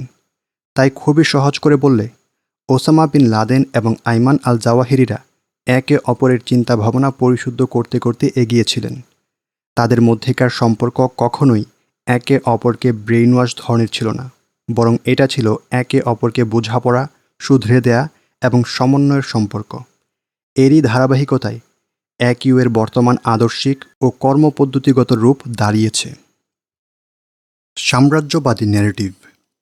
ইতিহাসবিদ ভিক্টর হ্যানসন ডেভিসের এই কথাটুকু উল্লেখ করতেই হবে। ওসামা বিন লাদেন এবং ডক্টর জাওয়াহিরি অন্য সব ফ্যাসিস্টদের মতোই নিজেদের সর্বগ্রাসী আদর্শ প্রতিষ্ঠা করার জন্যে রাষ্ট্র ক্ষমতা চেয়েছেন ঠিক, কিন্তু পশ্চিমাদের প্রতি তাদের ক্ষোভের একেবারে সুনির্দিষ্ট ও সুস্পষ্ট কারণ ছিল না, বরং তারা সামগ্রিকভাবে গোটা পশ্চিমা লিবারেল সভ্যতার প্রতি চরম মাত্রার ঘৃণা পোষণ করতেন। এই কথা সঠিক হতো যদি ডেভিস এর দ্বারা এটা বোঝাতেন যে ইসলামপন্থীরা তাদের নিজেদের ভূমিগুলোতে সামরিক থেকে শুরু করে সমস্ত ধরন ও মাত্রার পশ্চিমা লিবারেল প্রভাবের বিরোধী। কিন্তু ডেভিস এখানে সেটা বোঝাতে চাননি। তিনি বোঝাতে চেয়েছেন যে এই দুজন হলেন গণহত্যাকারী, আর তাদের চিন্তা ভাবনার আদৌ কোনো যৌক্তিক মাপকাঠি নেই। খুব সংক্ষেপে বললে তিনি চাইছিলেন যেন তার পাঠকেরা ইসলামপন্থীদের সমস্ত বক্তব্যকে অবজ্ঞা করে। অনেকটা জায়োনিস্ট নব্য রক্ষণশীলদের মতো তিনিও উইলসনিয়ান সাম্রাজ্যবাদ এবং ইসরায়েলের নৈতিক শ্রেষ্ঠত্বের মিশ্র আদর্শ প্রচার করেন। একইও ও তার মিত্রদের ক্ষোভের জায়গাটা আসলে মুসলিম বিশ্বে আমেরিকার পররাষ্ট্রনীতির বাইরে কিছু এমন বক্তব্য যুক্তি প্রমাণসহ বহু আগেই খণ্ডিত হয়েছে। কিন্তু এখনও ইসরায়েলপন্থী বহু লেখক, সাংবাদিক ও একাডেমিকরা এমন আছেন যারা কিনা এই মত প্রচার করে বেড়ান। এফ্রেম কার্শ 2007 সালে তার বইয়ে একইউ সহ সমস্ত মুসলিমদেরকে নাৎসিদের মতো ভূমির প্রতি লালায়িত ছন্নছাড়া সাম্রাজ্যবাদীর উপমায় চিত্রায়িত করেছেন। কার্শের মতে 9/11 বা এই ধরনের আক্রমণ কিংবা আরব ও মুসলিমদের আমেরিকা বিরোধী হওয়ার মূল কারণ মধ্যপ্রাচ্যে আমেরিকার পররাষ্ট্রনীতি নয়। আজকে আমেরিকার এই সেই পলিসি তাদের রাগের কারণ নয়, বরং তাদের হারিয়ে যাওয়া স্বপ্নের খেলাফতকে পুনঃপ্রতিষ্ঠিত করার পথে আমেরিকা বর্তমানে সবচেয়ে বড় বাধা বলেই তাদের এতটা ক্ষোভ। আর তাই স্বাভাবিকভাবেই আমেরিকা তাদের টার্গেট। ওবিএল কিংবা অন্য কোনো ইসলামপন্থীর যুদ্ধ মৌলিকভাবে আসলে আমেরিকার বিরোধিতার কারণে না, বরং আজকে ইসলামপন্থীদের জিহাদ মূলত বিশ্বব্যাপী ইসলামী সাম্রাজ্যের বা উম্মার পুনঃপ্রতিষ্ঠার জন্যে। কার্শ বলার চেষ্টা করেছেন যে অনেক মুসলিমদের মতে ওবিএল হলেন এই যুগের সালাউদ্দিন আইয়ুবী রাহিমাহুল্লাহ এর উত্তরসূরি, যিনি কিনা ছিলেন ক্রুসেডার বিলুপ্তকারী। একই সাথে কার্শ আজকের ইসলামী যুদ্ধের সাথে হিটলারের তুলনা ইঙ্গিত করে বলেছেন এটা হলো বিশ্বজয়ের জন্যে ইসলামের যুদ্ধ। কিন্তু কার্শ এটা উল্লেখ করেন না যে সালাউদ্দিন আইয়ুবী রাহিমাহুল্লাহ আত্মরক্ষামূলক জিহাদি করেছেন। তিনি মিশরকে শিয়াদের থেকে এবং জেরুজালেম ও শামকে খ্রিস্টানদের থেকে পুনরুদ্ধার করতেই যুদ্ধ করেছেন। সেগুলোকে কিভাবে বিশ্বজয় বলা যায় কার্শ তা বললেন না, কিন্তু ঠিকই দাবি করলেন যে সালাউদ্দিন আসলে ধর্মীয় মুখোশের আড়ালে নিজের লোভ ও উচ্চাকাঙ্ক্ষার পেছনেই ছুটেছিলেন এবং সারাটা জীবন কেবল সাম্রাজ্য গড়তেই ব্যয় করেছিলেন। দুঃখজনক ব্যাপার হলো কার্শের মতো এমন বিশ্লেষণ প্রচুর পাওয়া যায়। নোট: খিলাফতসহ আজকের জিহাদের ব্যাপারে কার্শের বক্তব্যের উপস্থাপন নেতিবাচক হলেও তা আদতে অসত্য নয়, কেননা কুরআন সুন্নাহ থেকে জিহাদের বিধানের ব্যাপারে এটাই বোঝা যায় যে আমেরিকা কিংবা এমন কোনো সুপার পাওয়ার বিলুপ্ত হয়ে গেলেও জিহাদ চলতে থাকবে, যতকাল না মুসলিমদের খিলাফত পুনঃপ্রতিষ্ঠিত হয়, যতকাল না ইবাদত কেবলমাত্র আল্লাহর জন্য হয়ে যায়। লেখক মাইকেল শোয়ার পরবর্তী বেশ কয়েক প্যারায় খেলাফত ও জিহাদ নিয়ে কিছু লেখক ও সাংবাদিকদের দৃষ্টিভঙ্গি এমনভাবে সমালোচনা করেছেন যে এই ধরনের বক্তব্য পেশ করা হলে নাকি আমেরিকার পররাষ্ট্রনীতির ব্যাপারে প্রশ্ন তোলার সুযোগ থাকে না। কিন্তু এভাবে সমালোচনা করতে গিয়ে তা একই সাথে ইসলামে জিহাদের ব্যাপকতার উল্টো উপস্থাপন করা হয়ে গিয়েছে। সত্য হলো আল্লাহর দ্বীন তথা খিলাফত পুরো পৃথিবী জুড়ে প্রতিষ্ঠা পাবার আগ পর্যন্ত জিহাদ চলতে থাকবে বলে অসংখ্য সহিহ হাদিসে প্রমাণ রয়েছে। তবে জিহাদের ব্যাপকতার অংশটুকু পাশে সরিয়ে রাখলে লেখকের মূল পয়েন্টটি ফেলনা নয়, কেননা বর্তমান বিশ্ব পরিস্থিতিতে মুজাহিদদের প্রধান টার্গেট আমেরিকা হওয়ার কারণ তার আগ্রাসী পররাষ্ট্র নীতি। ওই পররাষ্ট্র নীতি পরিবর্তনই মুজাহিদদের এখনকার উদ্দেশ্য, আর এই উদ্দেশ্য ততকাল পর্যন্ত বহাল থাকবে যতকাল না তা পরিপূর্ণরূপে অর্জিত হচ্ছে। তাই সেই সময় পর্যন্ত আমেরিকার পররাষ্ট্র নীতি তাকে মুজাহিদদের টার্গেটে পরিণত করেছে, এমন বক্তব্য মোটেও ভুল নয়। Weekly Standard, National Review, Wall Street Journal ইত্যাদি সাময়িকাতে এবং ফ্রন্টপেজ.com ও পাওয়ারলাইন.com-এর মতো ওয়েবসাইটগুলোতে Douglas Feith, Bernard Lewis, Charles Krauthammer, George Weigel, John Bunton, William Kristol এবং নরম্যান প্যাডুরেস সহ আরও অনেকেই এই ধরনের কথাবার্তা লিখেছেন।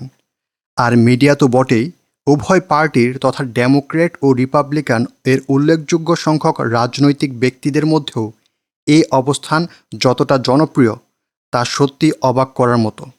আচ্ছা বলুন তো, এই ন্যারেটিভের এত প্রভাব কিভাবে হলো? উত্তরটা হলো কারণ তার রাজনীতিবিদদেরকে সহজ রাস্তা দেখিয়ে দেয়। এই ন্যারেটিভ প্রশাসনের লোকেদেরকে আশ্বস্ত করে যে তাদের ওই ভুলে ভরা পররাষ্ট্রনীতি নাকি ঠিক আছে, আর তাই আমেরিকার জন্যে ইরাক আগ্রাসনের মতো আরও জায়গায় জায়গায় সামরিক রাজনৈতিক প্রভাব বাড়িয়ে যেতে নাকি কোনো সমস্যা নেই। এদিকে রাজনীতিবিদেরাও এসব শুনে খুশিতে হাঁফ ছেড়ে বাঁচে। তখন তাদেরকে আর এই কথা প্রকাশ্যে স্বীকার করতে হয় না যে আমেরিকা ইসরায়েলের মিত্রতা আর আমেরিকার পররাষ্ট্রনীতি মূলত আমেরিকার জাতীয় নিরাপত্তার জন্যে হুমকি হয়েছে। তারা নিজেদের নীতির এরকম আকাশকুসুম বুদ্ধিবৃত্তিক শ্রেষ্ঠত্ব দেখে গর্বিত হয়। নিউ কনজারভেটিভদের এসব প্রচারণার ফলে 1996 সালে ওবিএল আমেরিকার বিরুদ্ধে যুদ্ধ ঘোষণার পর থেকে আমাদের নেতারা ও মিডিয়াগুলো অনেক ক্ষেত্রে ইচ্ছাকৃতভাবে এমন এক কাল্পনিক শত্রুর সাথে যুদ্ধ শুরু করেছে বাস্তবে যেটার কোনো অস্তিত্বই নেই। তাদের কল্পনায় সেই শত্রুর রূপায়ণ হলো এমন একটি দল যারা নাকি একসময় পৃথিবী দখল করে ফেলবে।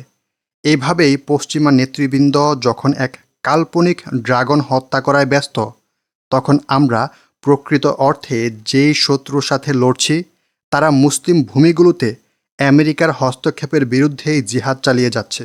একই সাথে সংখ্যা এবং ভৌগোলিক ব্যাপ্তির বিচারে তারা ক্রমশ শক্তিশালী হয়ে চলেছে। নির্মমতা হল বিখ্যাত আরব পণ্ডিত ইবনু খালদুন, যার জন্ম 1332 এবং মৃত্যু 1406 খ্রিস্টাব্দে। তিনি সেই সময়েই দেখিয়েছেন কিভাবে সুবিধাবাদীরা এই নামটা আজকের নব্য রক্ষণশীলদের জন্য যথেষ্ট। তারা সমস্যাগ্রস্ত নাগরিক সমাজকে প্রভাবিত করতে আসে এবং তাদের রাষ্ট্রীয় নিয়মনীতি নির্ধারণে বাজে প্রভাব বিস্তার করে ফেলে। ইবনু খালদুনের বিশ্লেষণে ল্যান ইভান গুডম্যান লিখেছেন, হোক রাজনৈতিকভাবে কিংবা বুদ্ধিবৃত্তিকভাবে, সুবিধাবাদীদের কারণে একটি সমাজ মেদবহুল ও মৃতপ্রায় দেহের মতো হয়ে যায়। এর সম্পদ ও খনিগুলো কেবল লুটের অপেক্ষায় থাকে, আর সেটা বেশিরভাগ সময়ই হয় নিজেদেরই কোনো সৃষ্ট সংকট নিরসনের বেশে। এমন সময়ে তাদের সামনে প্রকৃত পতন ঠেকানোর জন্যে যথেষ্ট সুযোগ তো থাকে, কিন্তু তারা সেই পতন ঠেকাতে পারে না, কারণ সুসজ্জিত ও নগরায়িত সমাজগুলোর স্বভাবই এমন যে তারা তাদের কাল্পনিক সংকট এড়াতেও নামধারী সব পেশাদার ও দক্ষ লোকেদের শরণাপন্ন হয়। আর রাজনৈতিক থেকে সামরিক সব সুবিধাবাদীরা এই সুযোগটাই গ্রহণ করে নেয়। সংকট নিরসনে ডেকে আনা ওইসব সামরিক, জনপ্রিয় আর বুদ্ধিবৃত্তিক ভণ্ডরা সমাজকে ক্রমে ক্রমে আরও ধ্বংসের দিকেই নিয়ে যায়।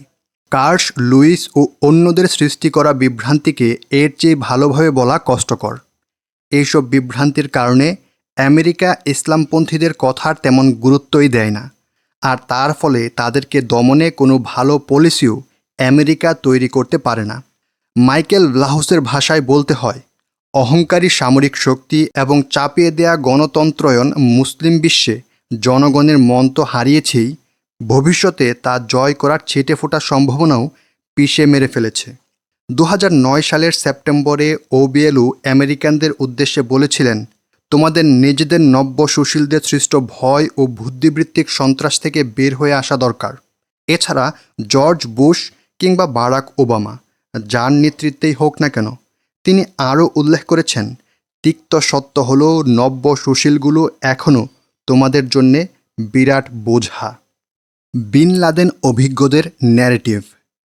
বিন লাদেন অভিজ্ঞদের ন্যারেটিভ সবচেয়ে বেশি বিদঘুটে, কেননা তারা এই মানুষটির বক্তব্যগুলোকেই এড়িয়ে যান। ওবিএলের ব্যাপারে পাণ্ডিত্য ঝরানো বেশ বিশাল পরিমাণ কাজ হয়েছে। সেগুলোর বেশিরভাগই তার মূল বক্তব্য এড়িয়ে আর বাকি সব কিছু দিয়ে ঠাসা।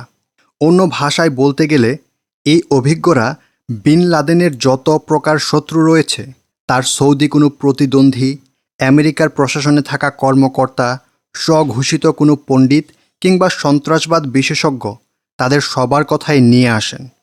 কিন্তু বিন লাদেন নিজে কি বললেন তা তারা চোখেই দেখেন না।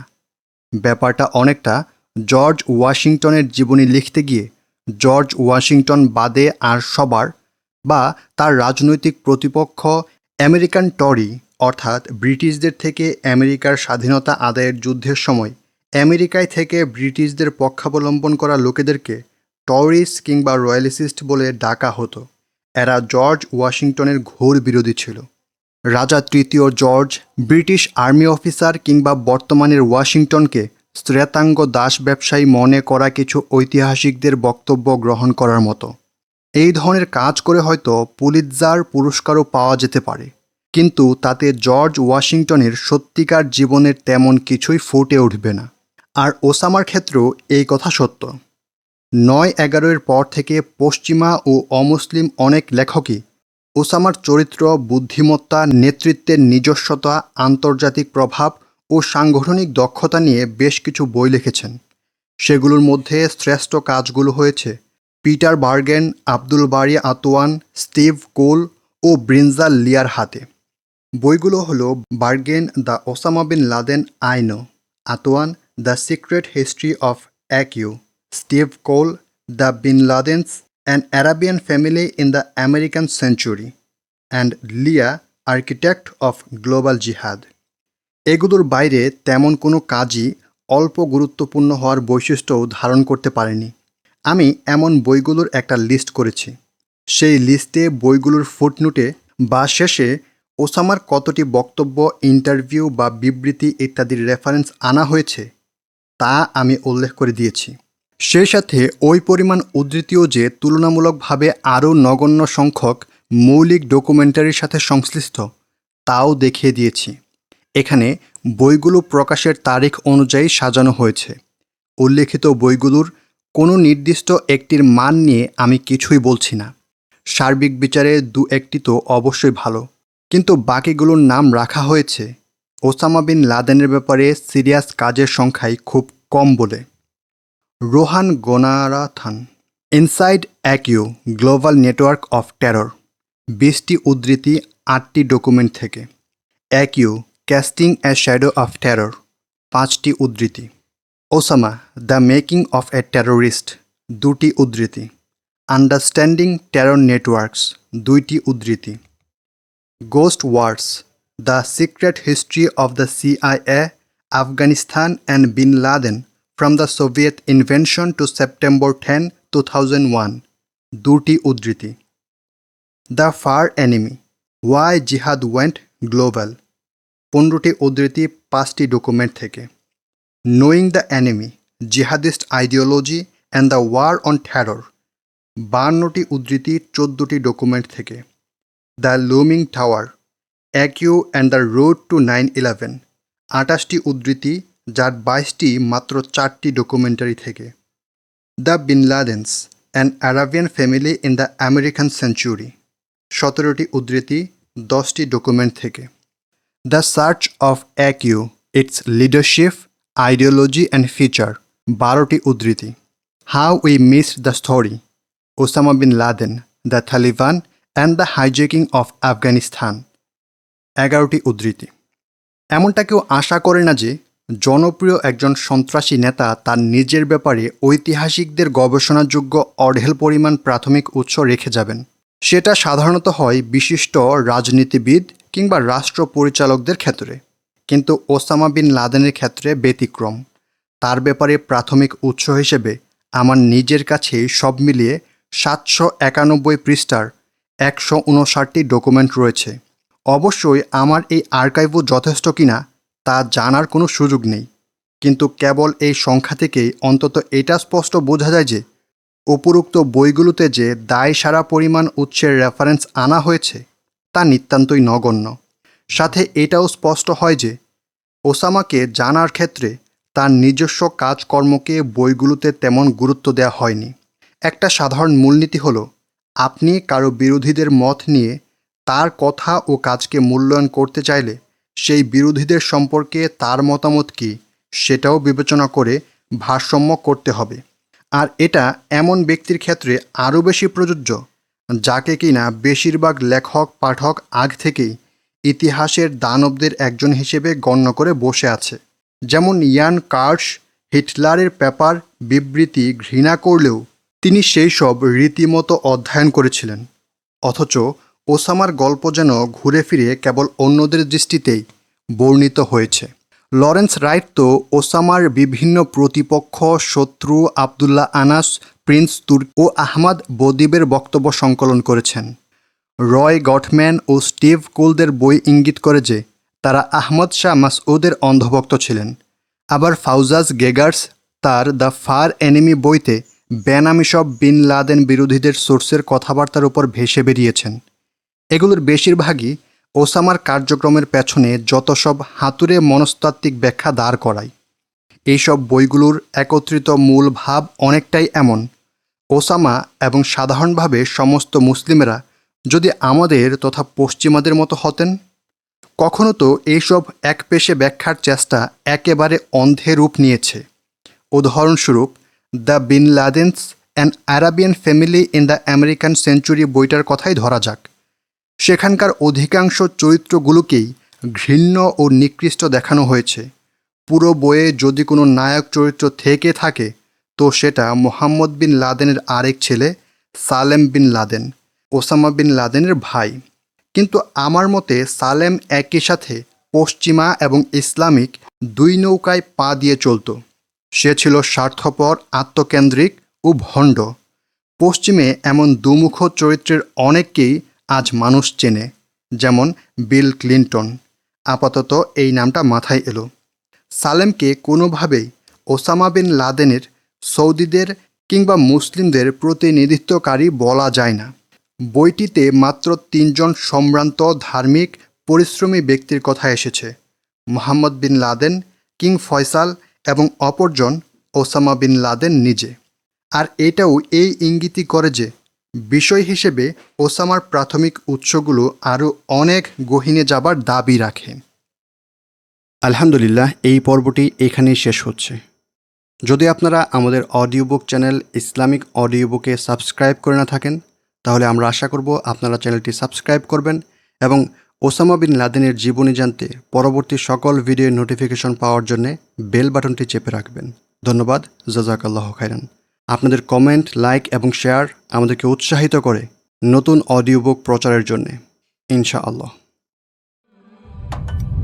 يا ربي